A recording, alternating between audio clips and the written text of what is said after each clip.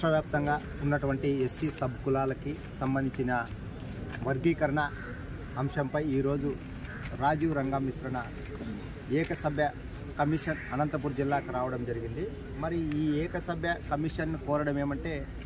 జనాభా దామాషా ప్రకారం ఎంతమంది ఉన్నారో అంత వాటా కావాలని చెప్పేసి,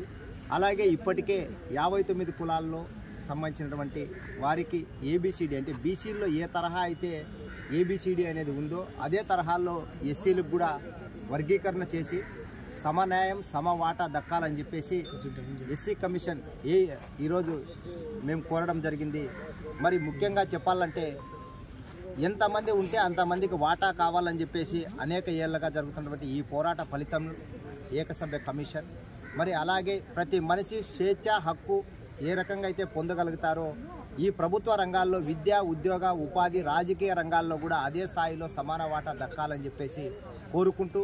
ఇప్పటికైనా ఈ హెచ్చు తగ్గుల విధానం తొలగిపోవాలి, అందరూ కలిసికట్టుగా ఉండాలి, అందరికీ సమాన స్థాయిలో అన్ని రకాల అవకాశాలు దక్కాలని చెప్పేసి ఏకసభ్య కమిషన్కు దళిత గిరిజన సంఘాల జేఏసీగా వినతి పత్రం ఇవ్వడం జరిగింది. మరి దీన్ని కొంత రాజకీయ స్వలాభాల కోసమో లేకపోతే కులాల మధ్య చిచ్చు రేపడమో లేకపోతే ఇతరత్ర రాజకీయ అవసరాలకు వాడుకునే విధంగా ఉండకోకుండా ఈ కులాలనే ఐక్యం చేసే రకంలో ఉంటూ ఈ కులాల అభివృద్ధికి ఆర్థిక రాజకీయ సామాజిక రంగాల్లో ముందుకు తీసుకురావడానికి ప్రతి ఒక్కరూ కృషి చేయాలని చెప్పేసి కూడా కోరుకుంటున్నాం. మరి 30 సంవత్సరాల కాలంలో జరిగినటువంటి ఈ పోరాటాల్లో అనేక మంది ఆత్మ బలిదానాలు సైతం ఇవ్వడం జరిగింది. మరి అంత త్యాగపూరితమైనటువంటి పోరాటాలకి ఈరోజు ఈ ప్రభుత్వం దిగివచ్చి సుప్రీంకోర్టు సైతం ఒక తీర్పుని వెలువడించడం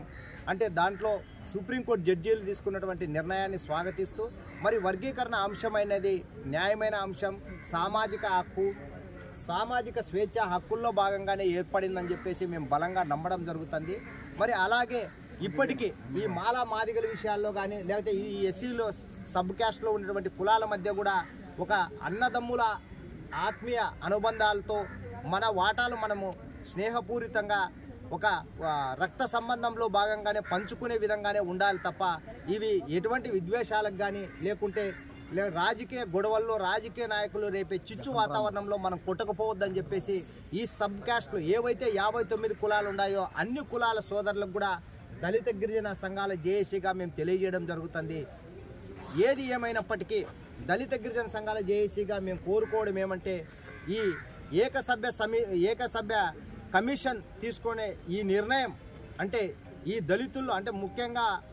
మాలా మాదిగలకు సంబంధించిన అంశంగా చూడుకోకుండా ఇది అందరికీ అన్ని సమాన అవకాశాలు దక్కాలి, అందరూ అన్ని రకాలుగా అభివృద్ధి చెందాలనే కోణంలో చూడాలని చెప్పేసి కూడా మేము రాజీవ్ రంగా మిశ్రణ గారిని కూడా కోరడం జరిగింది. దీన్ని ఈ ప్రభుత్వం కూడా ఆమోదించి అందరికీ న్యాయం చేసే విధంగా చర్యలు చేపడుతుందని చెప్పేసి కూడా ఆశాభావం వ్యక్తం చేసి అన్ని కులాలనే అంటే ముఖ్యంగా సబ్ క్యాస్ట్లు ఇంతకుముందు చెప్పినట్లు 59 కులాలు ఏవైతే ఉన్నాయో అవన్నీ కూడా ఒక తాటిపైకి వచ్చి రిజర్వేషన్ శాతాన్ని పెంచే విధంగా ఈ కులాల మధ్య జరిగే దాడులు దౌర్జన్యాలు అత్యాచార సంఘటనలకు కూడా వ్యతిరేకంగా పోరాడడానికి ముందుకు రావాలని చెప్పేసి కూడా కోరుకుంటూ సెలవు తీసుకుంటున్నాం.